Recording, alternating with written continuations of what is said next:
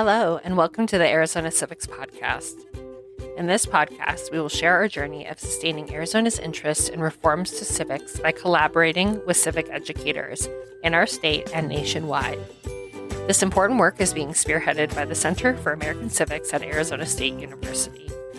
I'm Liz Evans, Civic Education Program Director at ASU, and your host for this podcast. I will interview teachers, content experts, and civic education leaders throughout our episodes, providing valuable insights and perspectives. We hope you enjoy joining us on this journey to make Arizona a national civics model.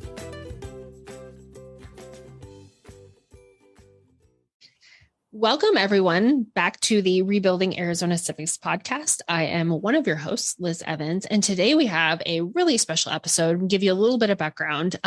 Jeff and I actually have two incredible interns this semester who are both going into education. And at one of our last meetings, it was brought up that they would really like to interview teachers because there's so many things that they want to know. And I just loved the idea, right? I love talking to pre-service teachers. We really wanted to create a podcast episode that if you're thinking about going into teaching, or you're even your first, second, third, 20th year, and you just need a little bit of inspiration from people who are genuinely passionate about what they do, that is what we're doing in this episode. So what I'm going to do is I'm going to introduce one of our amazing interns, and then let him kind of run the show today because it makes sense. Emanuel, do you want to go ahead and introduce yourself and then introduce our two wonderful teachers? Yeah, my name is Emanuel Rodriguez. I am a senior here at ASU. Like Liz said, I'm interested in teaching. I really want to teach. After I graduate, I'm going to hop into Teach for America. And yeah, I think that'll work for an introduction. Here with us today are our two teachers. We can go ahead and start with Ashley. Sure, I'm Ashley Crose. I am currently a high school teacher at Saguaro High School in Scottsdale, Arizona. I'm a national board certified teacher, and I've been teaching for 20 years. And Ashley, can you tell us a little bit more about what you teach too? Because I think that your teaching assignment is so interesting, both of your teaching. Sure. I teach social sciences. So I teach 3 classes of AP World History this year and a class of AP Government. And then I developed a Holocaust Genocide Studies class for the school district. And it's the second year right now for the Holocaust class. Perfect. Yeah, thank you for that. And then we also have Allison here with us. Hello, my name is Allison Ekren. I teach middle school social studies in Chandler. I'm also a national board certified teacher. And with my 6th and 7th graders, we're like an accelerated program. So we're prepping them to get to, those higher level stuff going into high school and just dealing with middle school-ness, basically, with my kiddos. And I will say that Allison and I worked together actually at the high school / accelerated middle school. And it was amazing. And then Ashley and I went to college together. So there is a nice little connection here. Thank you both so much for being on. And I'm going to let Emanuel ask questions, and I will try really hard not to get super passionate and interrupt, but I'm really excited to hear what you guys have to say. Alrighty, perfect. Yeah, so we can go ahead and get this thing underway. I'm really excited to go ahead and pick y'all's brain and see what you guys are going to go ahead and say. So for this first question, we're going to go ahead and start with Allison. What was your inspiration to start your teaching career? And what has been your inspiration to continue on teaching throughout the years? They're different, actually. So it's good that you asked the two-parter there. Starting off, I'll be honest, I'm a kid of 2 parents that were teachers, and, growing up and going to high school. And then when you go to college and everyone asks what major you're going to be in, I'm like, well, I don't know. What did other people do with their lives, basically? I knew I loved history, and I didn't really know what else you could do with that aside from be a teacher. So I'm not going to lie. My original intention was just kind of I guess this is what you do as you grow up situation. But going through school, doing the internship, student teaching and all that, I started to really enjoy it. I kind of found my people that I loved being around with, like my age, with my middle schoolers, the people that surround you as an educator with like your coworkers and stuff too. And so, yeah, it's definitely shifted and morphed that I continue to be a teacher, not because of a lack of other options, but because I want to be a teacher. Primarily it's the kids. And just kind of, again, I love the age group that I teach, and just kind of helping them kind of open their eyes a little bit to like where they are in the world and how they fit in and why the world is the way that it is, and just kind of, helping them be a part of them growing up in that way. Yeah, that's a really cool answer. That's great to hear, because that's kind of where I was in the wavelength for teaching too. Like my mom taught when I was younger, and it's always been something that I was interested in.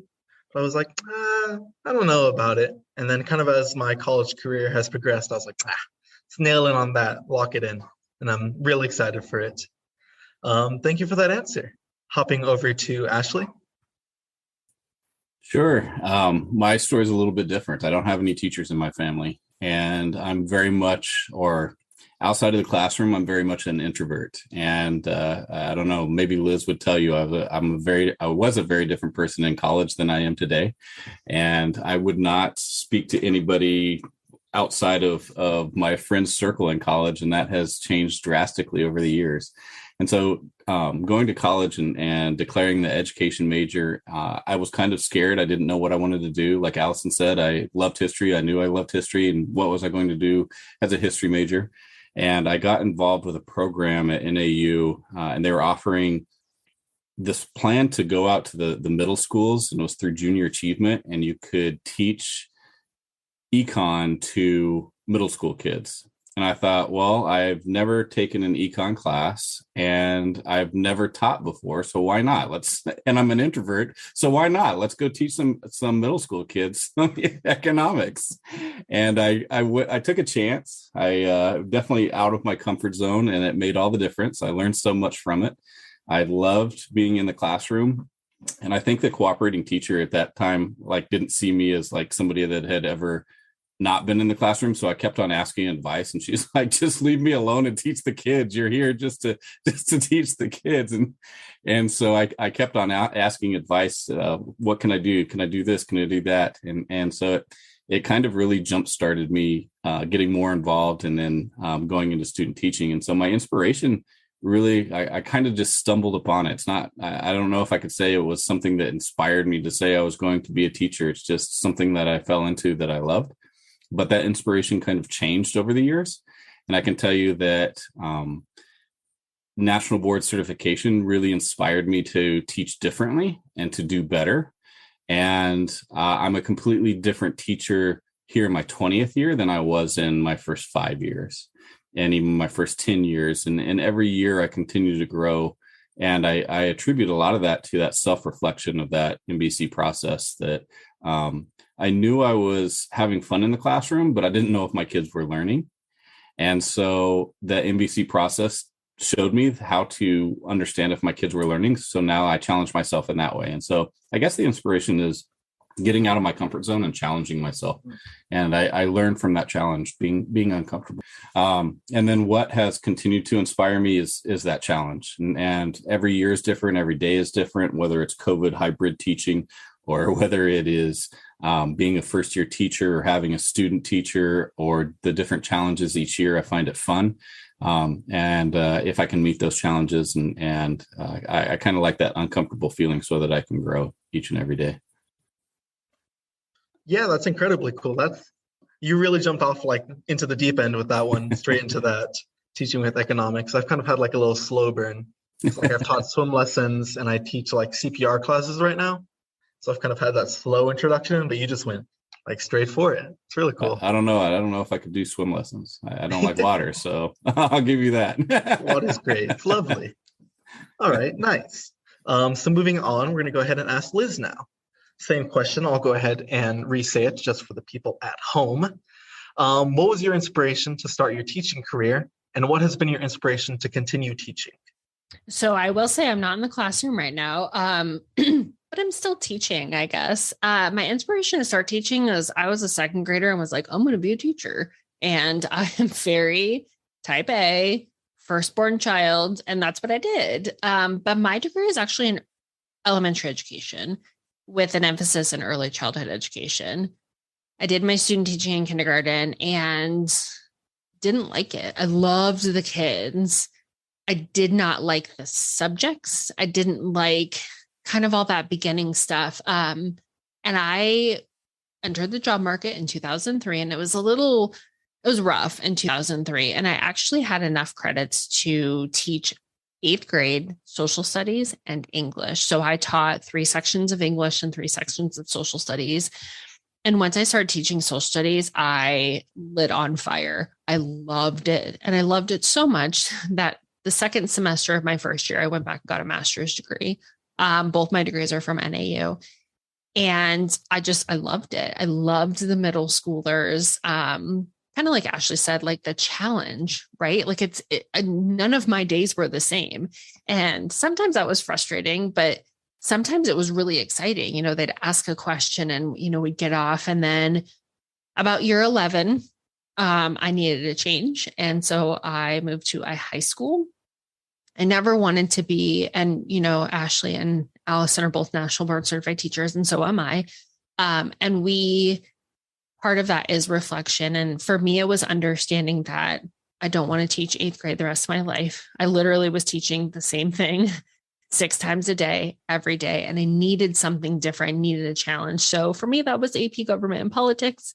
But when I got to Basha High School, there's an accelerated middle school. And I believe my second year at Basha, I became an accelerated middle school teacher too. And I really loved it.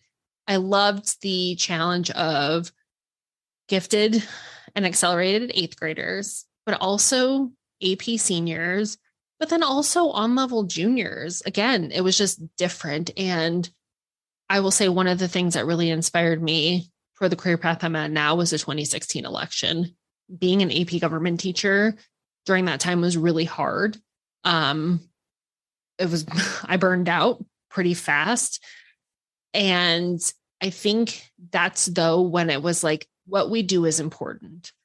Maybe we're not considered a core subject, which that can be like a whole separate podcast, but it's important because civics belongs everywhere. Civics belongs in math. It belongs in science and in English and physical education. It belongs everywhere. And so my inspiration to keep teaching, and I put that in quotes, because right now I'm working with teachers. I get to teach teachers. That is like my true passion. I loved teaching, but I love teachers. And I think that passion is that it is, we want to engage our students. We want them to be citizens of our country, citizens of their community. And that in itself is a challenge. And so that's kind of the fun part. So that's my answer. Yeah, I really like that answer. I feel like usually what comes to my mind is like the classic answer is the students. The students are great. I love working with them. But that challenge, like being able to kind of keep your brain always processing, oh, what can I do for the students? That's really cool. And I can see why that would be a draw. I mean, you could have chose a better college, like you could have been a Sun Devil, but it's all right. It's all right. Hopping on to our next question, we're kind of going to stay in that inspiration realm before we move further. We'll start with Ashley for this one.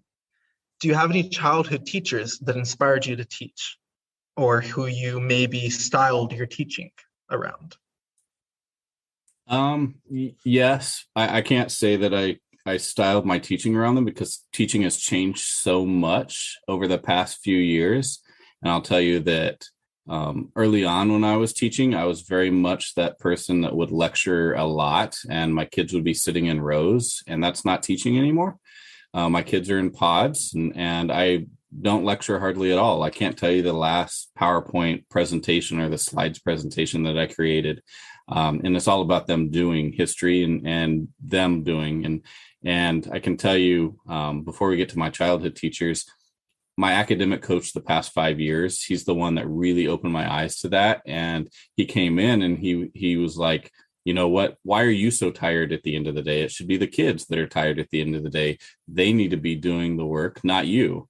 You already know the material. And that was very eye-opening. And again, going back to that challenge, he really challenged my thought for that. And I was like, he's right. And so one of my goals each and every day is how tired am I getting compared to my kids? And are they doing the work, or am I doing the work? Because the person doing the work is doing the learning. And ultimately that should be the kids. But inspiration throughout growing up, I did have teachers that inspired me, and I did have teachers that made a difference. And I would say that number one on my list is my cooperating teacher when I was a student teacher, and his name was Terry Davis at Flagstaff High School. He's since passed away, but his leadership and the way that he kind of just put his arm around a really shy kid from Flagstaff that wouldn't say boo to anybody and really brought me out of my shell, really made me into the teacher that I needed to be those first few years. That would take me into the classroom, show me that I could do it myself, and he really inspired me. As a student, I can name every single teacher from when I was kindergarten all the way up through 12th grade, and I would say that every single one of the teachers have inspired me. In fact, my 5th grade teacher, Mrs. Caldwell, just friended me on Facebook, and so it's kind of, she made some. I contacted her back and said, some of those projects that you did with us in 5th grade, we dressed up like explorers, and we used the really old VHS huge video recording systems, and that inspired me. So yeah, all of my teachers have inspired me in some way. Yeah, perfect. I really liked your point right there about how teaching's kind of changed. Like, I've kind of noticed that throughout my schooling career, but like it's kind of been subconscious. Like I haven't like, oh wow, this is no longer just sit here and listen to speak. And then yeah, I really like how you mentioned how you can kind of go with every single one of your teachers that you've gone through, because like my brain has that too. I remember every single one. Obviously mine was more recent. I'm only still in college, but I could give them like all a shout out here. They've all had like such large impacts on my life. Wonderful. Alrighty. Thank you, Ashley, for that. Now hopping over to Allison. First, I just want to agree with Ashley. I like that. I mean, I know the questions about childhood teachers, and I promise I'll get there. But talking about inspiration for like teaching, like your coworkers and your colleagues, I think are like hands down the biggest influence in terms of like my career and how it changes, year to year, day to day. Student teachers that I've have had a huge influence on me, because I feel like they come with like these new ideas and new, like they're so excited, and so it kind of reinvigorates that for you. And it helps remind you like why you like teaching as well. People like Liz, when I taught with her and seeing how passionate and how like just sure you are of things, and that confidence and wanting to be like, okay, what can I do about that? Why do I do what I do? And can I back up those things? And so just, I think learning from others around you is really, really important. In terms of growing up, when you asked the question, my very first thought went to my freshman world history teacher, Mr. Furlow. And he was just a really cool guy, just hands down. But it was how he treated us and how he just interacted with us that I thought was just so memorable. Like he's a Vietnam vet, double amputee. He in Vietnam was like, he always told the story, but he was like shot up, or he stepped on a landmine up in a tree, shot multiple times before falling and being dragged away. He was stabbed in New York City and dragged down for a while. Like this man lived a life, and he was the kindest, hardest person like you've ever met. And one of the moments that really stuck with me in that class was he and the other world history teacher at that time, I forget his name because I didn't have him. But they had all of us in there together, and we were talking about Vietnam, and both of them were the same age. They both like grew up in the same like state, and they were both drafted, but the other teacher came from a very wealthy family, got to defer, was going to college. Mr. Furlow was not, he had to go. And seeing those two have just the conversation, they did it every year, but just having a conversation about like, this is our lives and this is how it is impacted, and seeing that like real connection and real interaction with people in historic moments and how it's just influenced and changed things. It just really stuck with me, I think. And I think that's one of the big reasons why I started really getting into that social studies training, not to mention my dad. My dad was a government and econ teacher, so I can't like leave him out. But same thing, like I went to, do you remember like the old bring your daughter to work day? Anybody ever do that when they were younger? So like I got to go on a high school campus with my dad. And he was so different in my mind, like with his students than he was with me at home. But just seeing how much the kids like enjoyed being with him.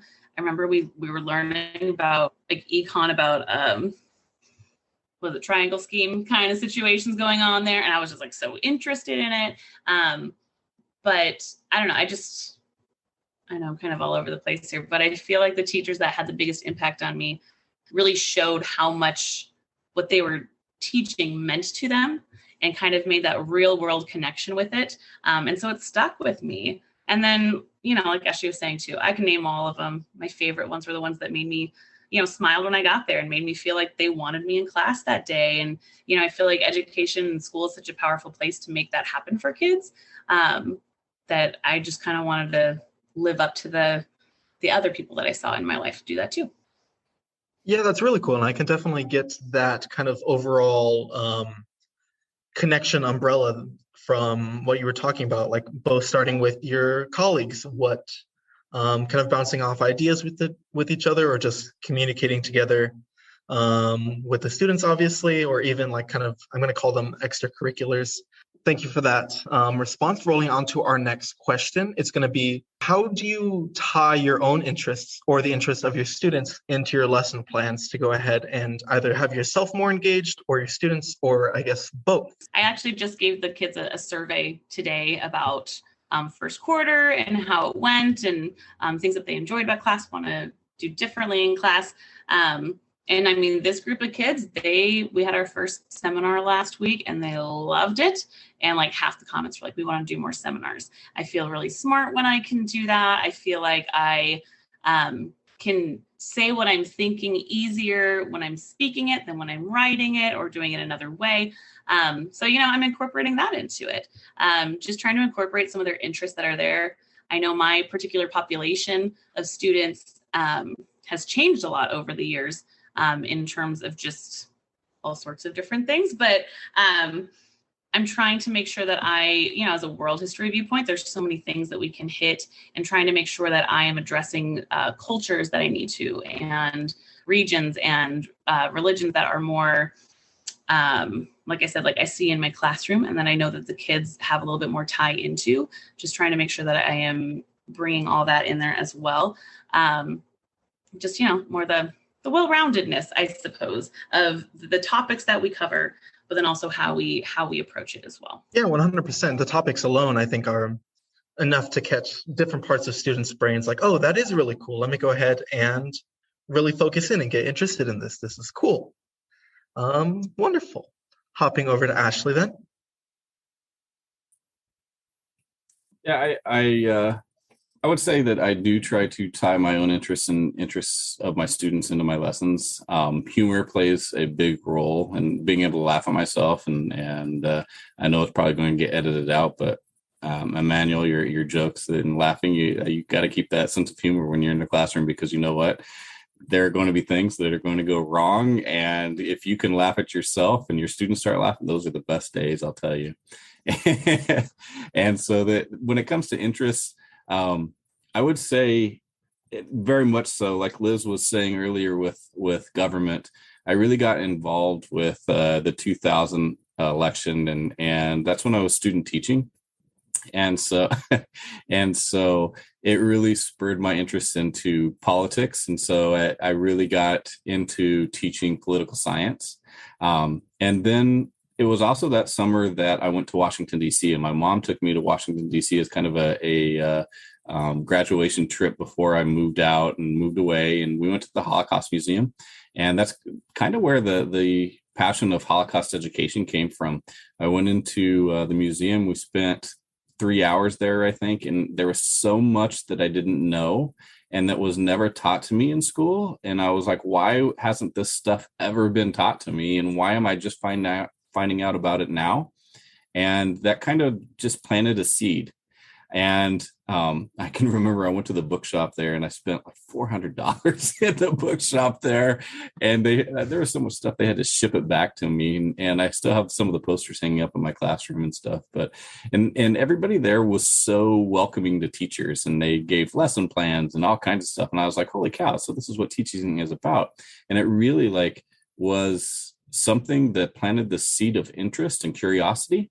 And it's something that I've always wanted to bring to my kids and my students. And I say my kids, but those are my students. And so it took a long time to get to the point where I'm at now. And it took a good 5 years to propose the Holocaust class to the district and to get people on board with it, and to I'm still having issues with the student population embracing it for an entire semester, because when you hear the word Holocaust and genocide, I'm finding many students are like, do I want to take that for an entire semester? And it sounds so depressing, but I'm trying to get it across that it's yes, there's a lot of death and there's a lot of depressing stuff, but it's also empathy, and it's teaching about anti-bullying, and it's teaching about how to make good choices, and nothing was inevitable, and all of these choices that people made.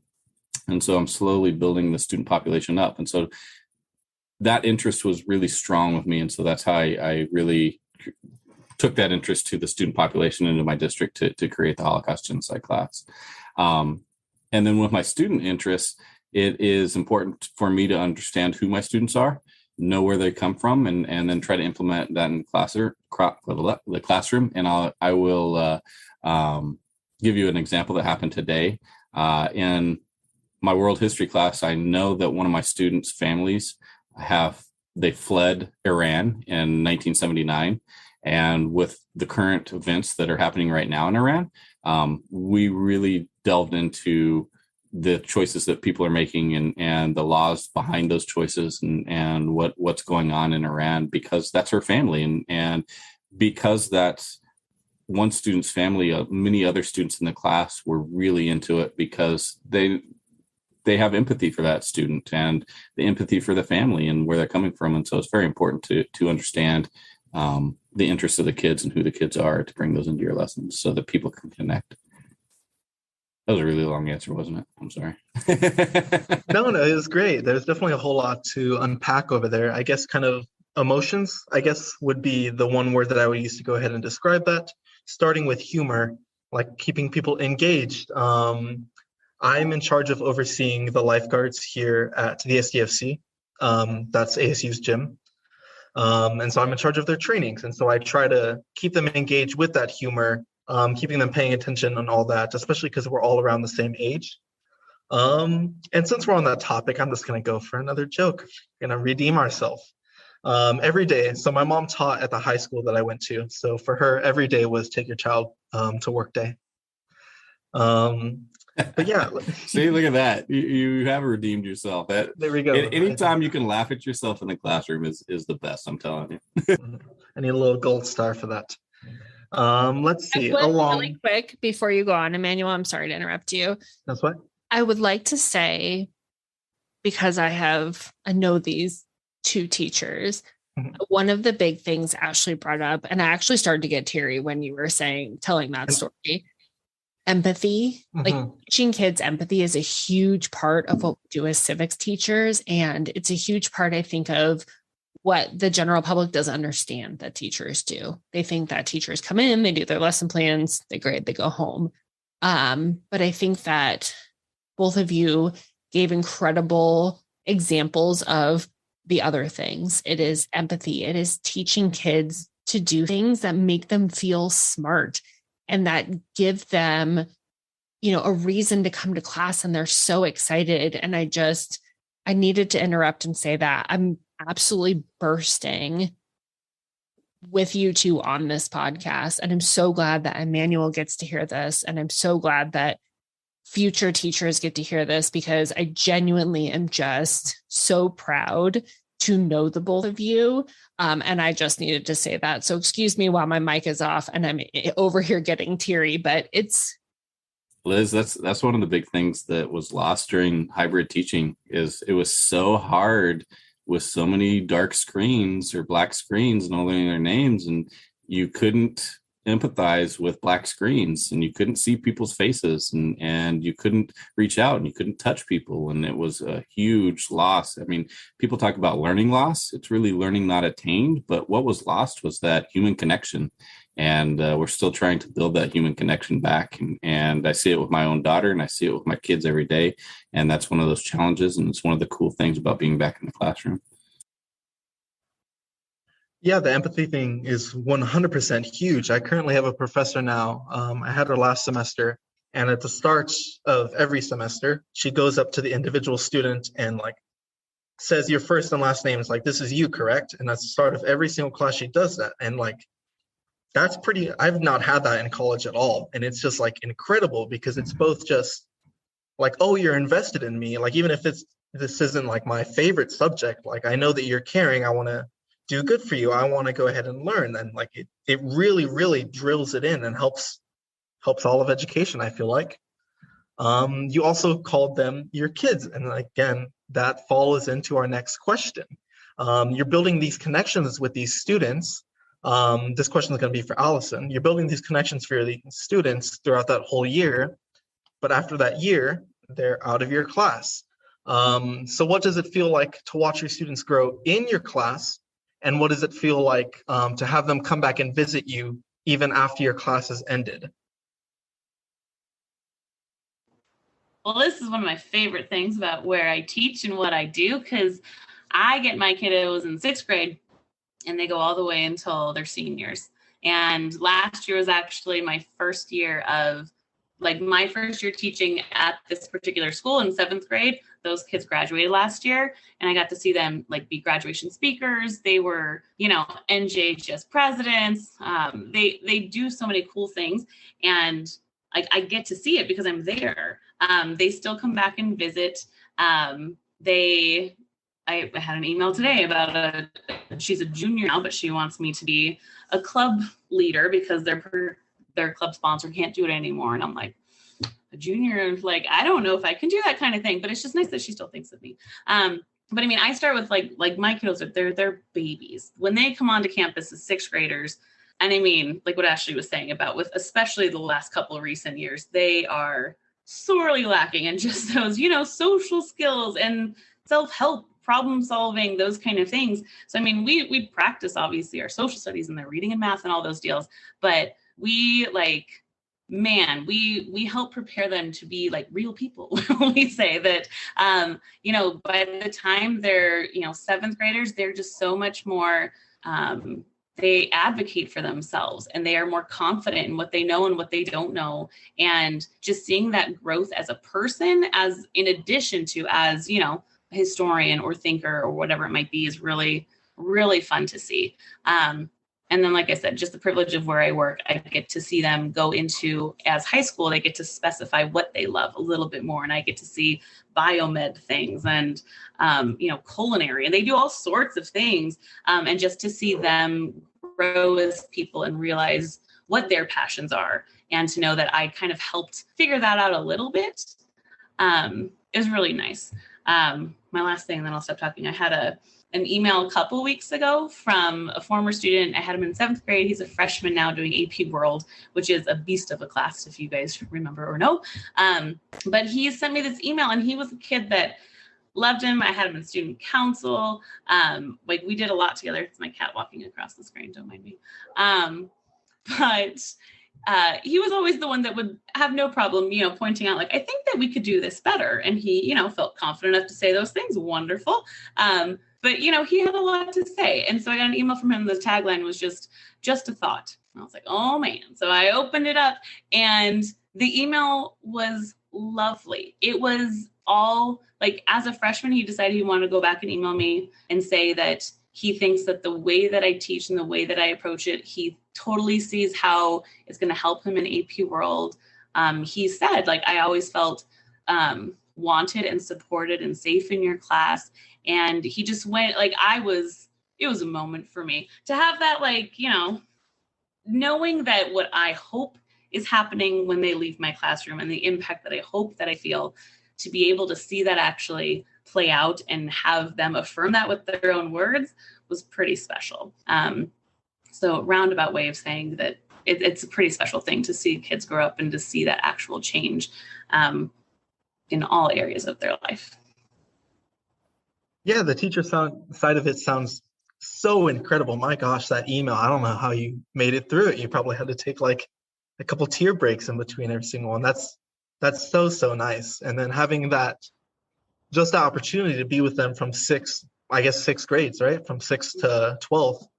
That's incredible. I mean, I wish like I was able to go see my teachers from like high school and all that, but being like in a different city now, that would be such a wonderful opportunity for me as a student, let alone like for you to have like classes of 30. That's so nice. I just want to say, when you get emails like that, you print them out and you put them on the bulletin board. So when you have those bad days or moments, you're like, oh, but look, it worked that one time. So, tips for future teachers as well. Like, hold on to those moments for. And again, on that opposite side, my senior year when I graduated, I got a note from one of my teachers, Mr. Coltman. He gave it to me like on graduation. He was on the field then, and yeah, I still have it. It's in my little workout bag. It's like motivation, yay, woohoo! It's so incredible. So wonderful. Keeping with that same question, I'll go ahead and reread it before we hop over to you, Ashley. How does it feel to watch your students grow throughout your class? And how does it feel whenever they come back to you and visit, even after the class has ended? Like during the class, you don't necessarily feel that growth, but it's after the fact that you notice. And so with my AP World kids, like Allison was saying, with AP World, it's a beast of a class. It's like at least at Saguaro High School, it's the very first AP class that these kids have ever taken in their life. And they come in and they have no idea what the whole advanced placement college board process is and what an AP test is and the DBQs and LAQs and SAQs.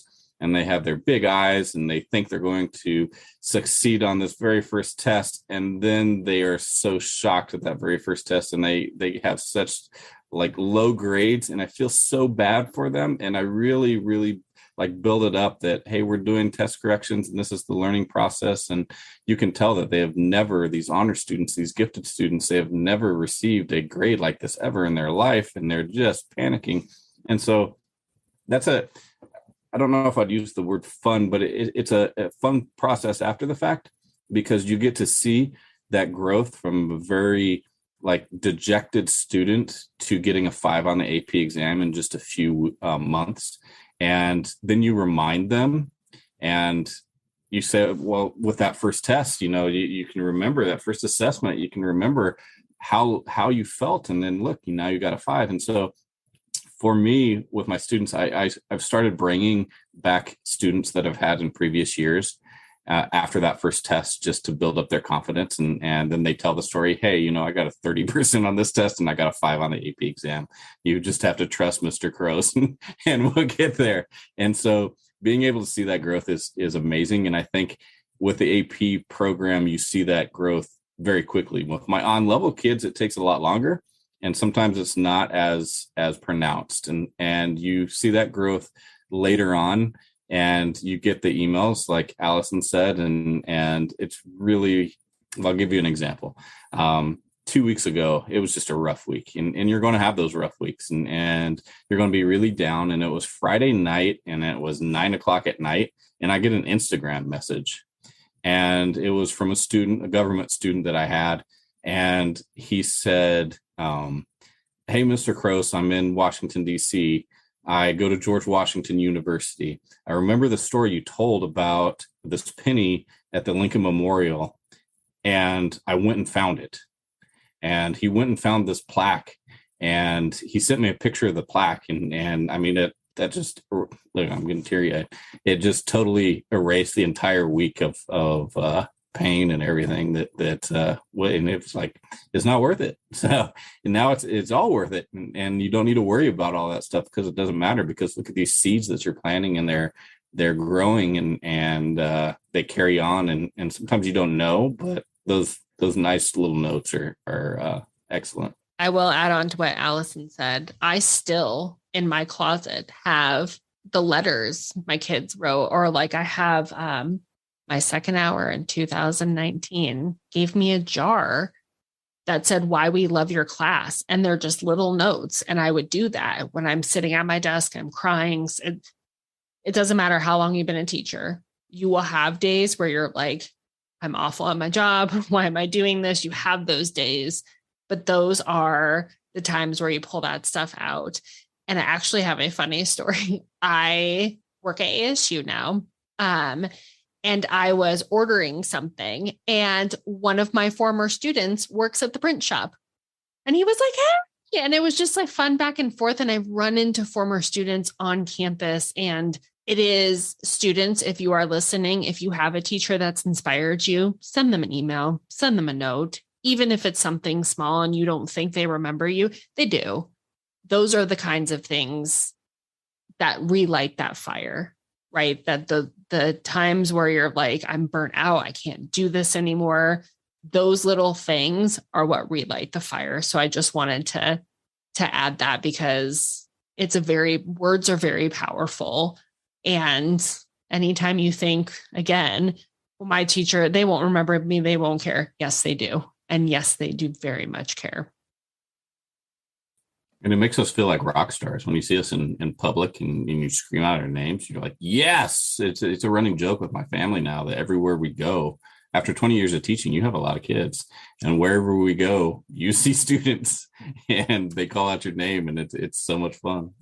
That was so incredible to hear. I know like you can't see it on the podcast, but I've just been like cheesing just a big, like my cheeks hurt right now. It's so wonderful to hear. The final question that we have here for y'all. I forgot who we started with. I think Allison. So we'll start with Ashley for this one. Have you ever considered a different career path other than teaching, either when you were younger or while you were teaching? When I was younger, I was destined for the NBA, but that just didn't work out. So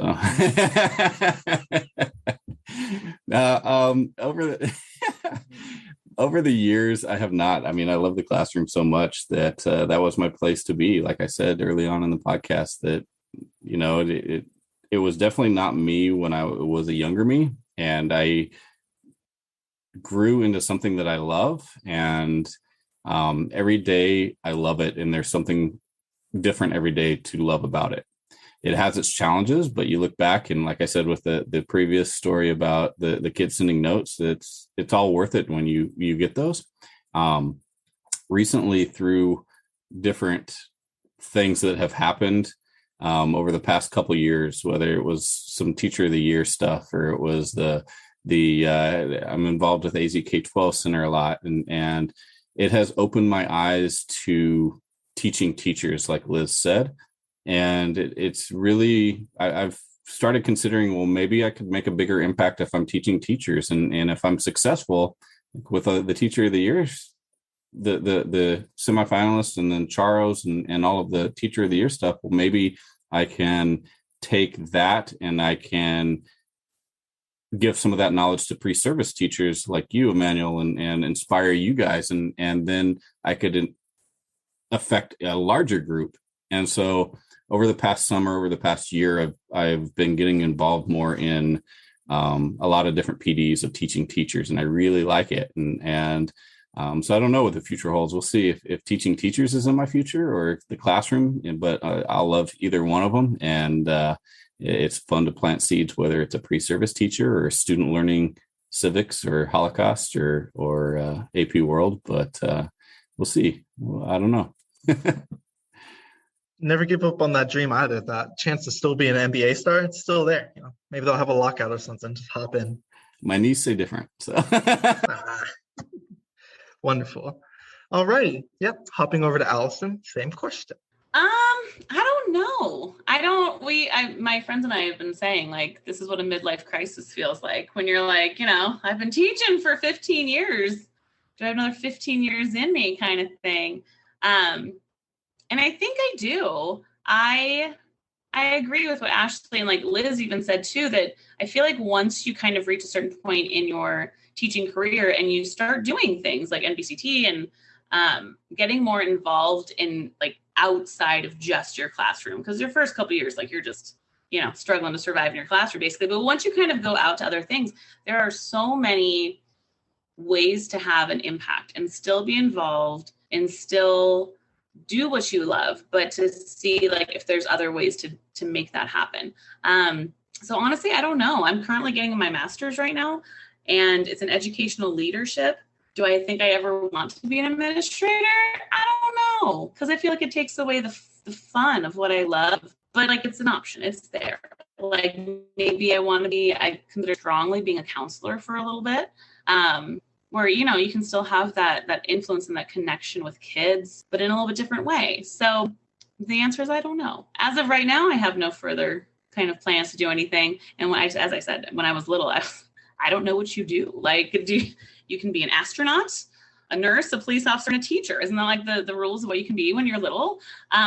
So I don't want to do any of those other things. So yeah, it's kind of always been teacher or nothing for me.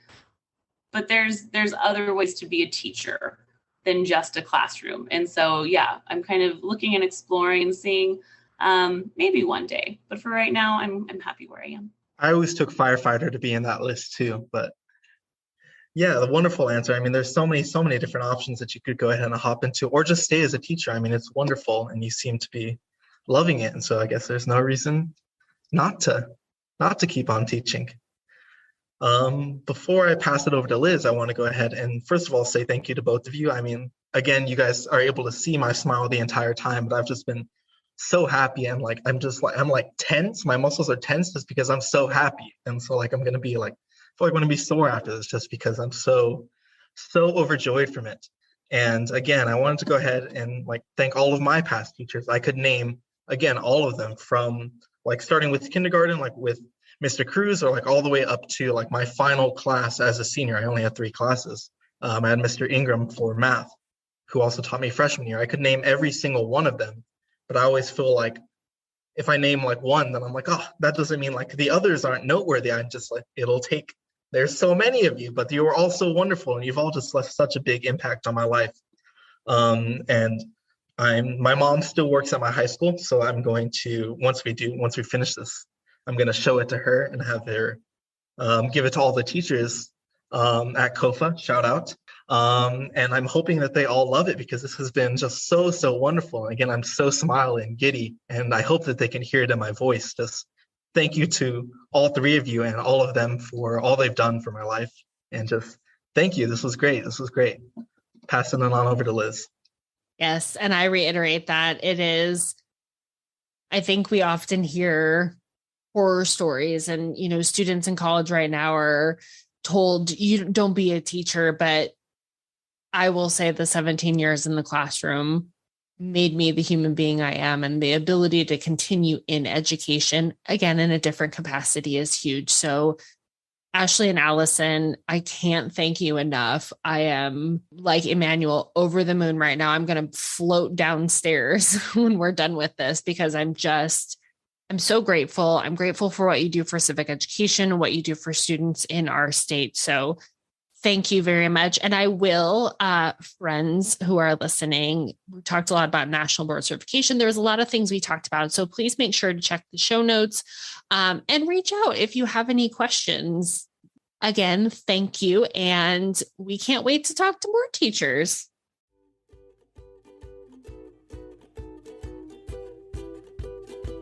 Thank you for joining us. Just wanted to give a heads up that you can find the Center for American Civics on all social media channels as ASU Civics. We love connecting with our community and sharing our thoughts on the issues that matter to us. So if you're interested in our content or just want to say hi, don't hesitate to give us a follow. Plus, we always include any relevant links in our podcast show notes, so be sure to check those out too. Thanks for being a part of our journey.